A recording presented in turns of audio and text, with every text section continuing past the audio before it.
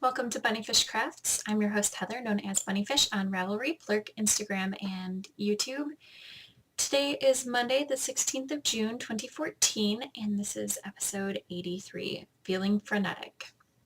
Grab some sticks and string and come sit with me. ZK is in a few days. I'm so excited. I feel like I have all this stuff to do, but really I don't. Like, stuff to do before I go, but I don't. So I'm kind of driving myself crazy, and I can't focus on anything. Sitting down to do this podcast is like really difficult because I want to be doing like 8 other things. So I'm going to try to keep focused. I'm sorry if it's crazy. But anyone who's ever been excited to go anywhere will know why I'm like this. I'm just super excited to go see people who I haven't seen in a year. Okay. The charity knit-along ended yesterday, and there were 13 entries, so numbers 2 through 14. And the winner is number 6, Allison Rose Boom. She did 3 different things, and the entry that won was a baby hat, which I'm actually taking to the ZK to donate, so that's exciting. So Allison, let me know if you would rather have a pattern $7 or less, or if you would like me to make you something from yarn I have in my stash.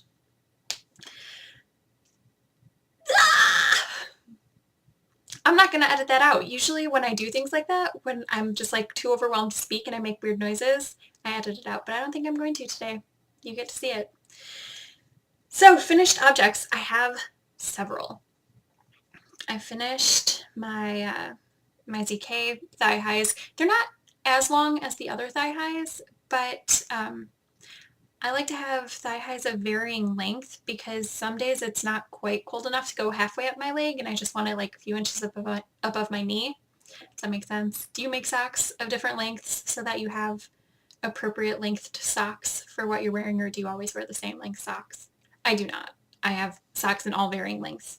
Anyway, the yarn is 716 knit, 716 sock in If the Apocalypse Comes, Beep Me. Mara's coming. Hey, big girl. I want breakfast. What do you want? I want breakfast. Go buy a breakfast. You want breakfast? Yeah. Okay, go potty and then breakfast. Bye. Bye. Shut the door, please. So here they are.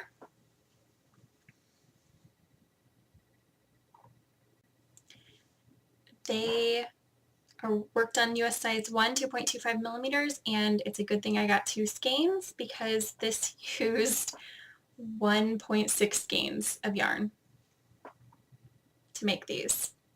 This is where I was last week. So right before I started the ribbing on the back before I started the ribbing on the front. And so right before I started the back ribbing is where I was last week. They fit really well. I'm excited to wear them on Saturday during the market. And on to the next. That's really all I have to say because I've been working on those for a month and a half. I finished my design cowl, which I'm going to flash you with really quick. So, doop! That colorway is It Must Be Tuesday. It's 716 knit, 716 boss. I'm going to hopefully write up that pattern before I leave for the ZK so I can get it out to a test knitter while I'm there. But I don't know because now I can't focus on anything. So the idea of sitting down and writing even a really short pattern is like exactly that. I worked that on US size 4, 3.5 millimeter needles. It's going to be written for DK, but it could easily be worked for worsted. This is the second Magic Ball shawl. It's finished. The ends need to be woven in, but it is blocked. And it's just about as big as the other one. Maybe a little bit shorter. This was made from 2 skeins of Art Yarns Ultra Merino in color numbers, not color names. And I think they look really fantastic together. I think that if you look at the picture of the yarns together, you would not imagine that a shawl made out of them would look like this. I'll be right back. Mara needs some breakfast. My children are hobbits, basically. This is not first breakfast. First breakfast was like 2 hours ago, maybe 3. She had cereal, and then she had a hot dog, and then she had strawberries, and now she's having cereal again. My children, they're hobbits. I'm the same way though. I eat like 6 times a day. So anyway, those are all my finished objects. Oh, this magic cake, magic ball shawl thing, the design, I used almost all of the yarn. So this is what I have of one color. This is what I have of the other. So you can see that the colors are harmonious, but the browns in them are not actually the same color. They don't actually share colors, and now they have animal fur on them. So you can get really use up, you know, almost everything out of your yarn. I have just enough for probably a square and a hexapuff, or maybe a square or a hexapuff. I think it's enough for one of each. I think that's everything I had to say about those projects, because I've been working on all of them for so long that you've seen them several times.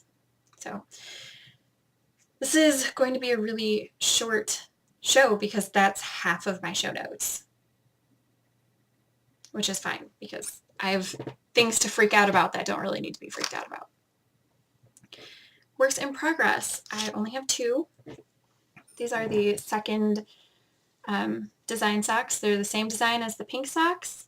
I've heard back from my test knitters, and it's a go on their end. I just need to finish this sock so that I can have a pair of socks in each size for photo purposes, and then I will be releasing that hopefully a week from today.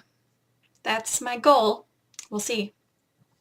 Probably not going to happen because I'm probably going to need to decompress after the CK, but whatever. We'll do what we can. This worked on the US size 1, 2.25 millimeter. The yarn I'm using is Regia Hand Dye Effect in the colorway Marine. I really like the way the yarn is working up, the color shifts. It's a little bit tricky because the yarn is basically a single ply of fiber with a very thin black thread plied around it. So it's a little bit splitty. Not too worried about it because I don't necessarily think that these socks are going to get worn, but maybe. And if they fall apart, I'll make more socks. Oh darn, that would be a tragedy, right? The other thing that I am working on is the Two Sisters Stringworks Jacob, and I am so close to finished plying, less than a quarter, I would say.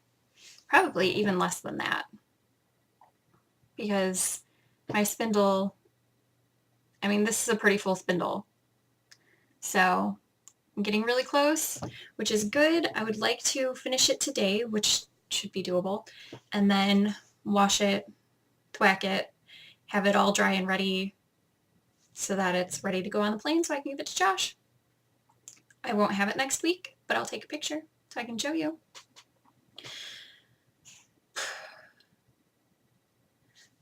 So this is, I'm going to go on a tangent because I'm still under 10 minutes right now at this point, which is ridiculously short for me. I've gone kind of monogamous this past week. Like, I need to just finish this. I changed it up a little bit, like switch up what I'm working on a little bit, but mostly monogamous, and now I'm down to only 2 projects. I might cast on my CK knitting before I finish these 2 projects. Maybe. I'm going to take a pair of socks to do. But maybe not. Maybe I'll just power through. I'm so close on both of them. It's just really hard to focus. What I have not been working on very much is my sock yarn blanket or my hexapuffs. I did do 7 sock yarn blanket squares, but only because one of them is a large square, and it's not even a fingering weight. It's a maybe a sport, maybe a DK. I don't know.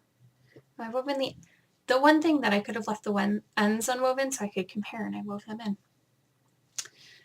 in. So these are yarns from Mickey. This one, this one, this one. I love this color, the bright rainbowy color. I think this square is actually two different yarns. One was a Wildfoot something. I'm making that up. I can't remember. But I got about halfway through the square, and more than halfway, probably 3/4, and then I ran out. But she had sent me two different rainbow yarns, and they're very similar color-wise, but different texture-wise. So that, and then this other square all the way over here. I had intended to do all of the squares between here and here, so this and this. I had intended to do those as well, but I didn't get to it. Those are my Mickey squares. I still have a little bit of yarn left from Mickey, which I will be putting in my sock yarn blanket probably next week. I'm probably not going to touch it before I leave.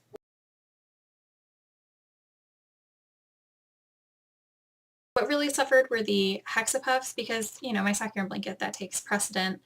And I think I'm going to be working on hexapuffs at this EK too, if I remember to take needles. We'll see. But these are Mickey yarns. And then this one is Haley yarn, which I had made a square out of, but not a hexapuff. I don't know how that happened. It just did. This week, I finished reading the Book of Mordred. It was very good, by Vivian Vandevelde. I enjoyed it a lot. It was good seeing Mordred as a person, not as just a villain. Sometimes villains are kind of flat, but this book really made the character Mordred more of a person, so you could see motivation and how things may have been manipulated. Highly recommend it. I also read An Everlasting Meal by Tamar Adler, which is kind of like a cookbook and kind of like a philosophy book. There are recipes, but there are probably only 15 that are written out in a standard recipe form, like here's your ingredients list, here's what you do. A lot of it is, here are ideas of how you can make things go together, and there's a chapter devoted on using up your ends from other meals. The whole idea is really sustainable cooking and using every part of what you buy. So instead of just buying like pieces of chicken already butchered, get a whole chicken and roast it, take off the pieces you want for whatever that meal is, and then use the other pieces for meals throughout the week, and use the bone and skin to make chicken stock, that sort of thing. It was very interesting. Tamar uses the word should a lot, like you should do this or you must do this, which one night I was just not in the mood for that. Someone like being like, blah, this is the only way. But if you can get past that, which I did, it's a really interesting book. It has a lot of really good ideas for eating well, but kind of thriftily. She talks about cooking with canned goods, and yeah, just everything is kind of covered in that book. It's a very good read, even if you don't like to cook. I think that the philosophy parts of it are very interesting. I only like to cook sometimes. But I did make something really fantastic inspired by reading that book. I made pasta because we had a box of pasta in the cabinet, and I used some cherry tomatoes and then whatever was about to go bad in our lettuces. It was like a mixed container of pre-sorted, washed, and chopped lettuce, you know, one of those containers. And it was not quite wilty, but almost wilty, and I wasn't planning on eating a salad, so I took olive oil and a little bit of salt and put the tomatoes and the leaves in that and mixed it until it was cooked and then put it over the pasta, and it was really, really good. For stuff that probably would have just been put in the compost because I would have let it sit for too long. I started reading The Story of King Arthur and His Knights by Howard Pyle. It was written in 1906, I think is what the foreword said. I could be totally making that up because I read the foreword right before bed one night. It is going to be a little bit of a challenge to read because of the language,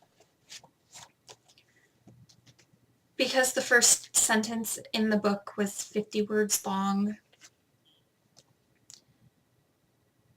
But I'm going to read it. I am only about a chapter in.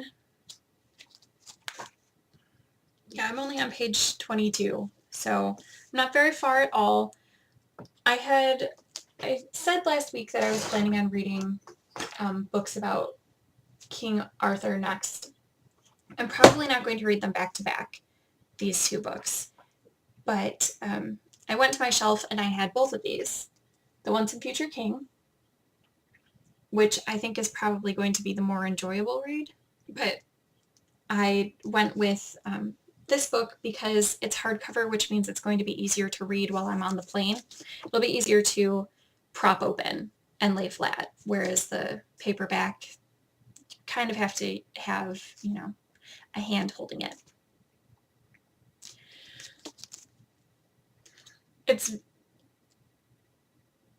I know I'm going to enjoy the story, I'm just not going to enjoy the reading of it.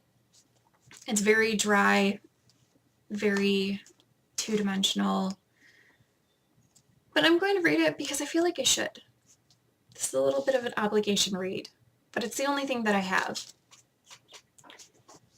And now I'm going to talk to you about the most adorable book ever. Maybe not ever. I got this from the library based on a suggestion from Laura of the Knit Girls. It's called Pinecone and Pinecone. Oh my gosh. This book, if you have small children or if you don't mind reading the occasional picture book, go pick this up. We got it from the library, but it is definitely going on our to purchase for our home library. It's so cute. Even my boyfriend, who is normally like, blah, yarn, blah, you're trying to spread corruption. He was like, oh my gosh, that book is so cute. So he likes to give me a hard time about my crafting. It's okay, I can take it. I know that I make cool things. Super cute. Definitely look into it. I love it. We've read it pretty much every night since we got it from the library because both of my children love it too, and they flip through it during the day. So it's really, really cute. That's all I have for you this week. I don't have a list for you because I just couldn't bring my headspace to make a list for you. Next week will be a really long episode to make up for the short one. I will see you then. Oh yeah, and I hope you made something fantastic with your sticks and string in the past, 20 minutes. Bye!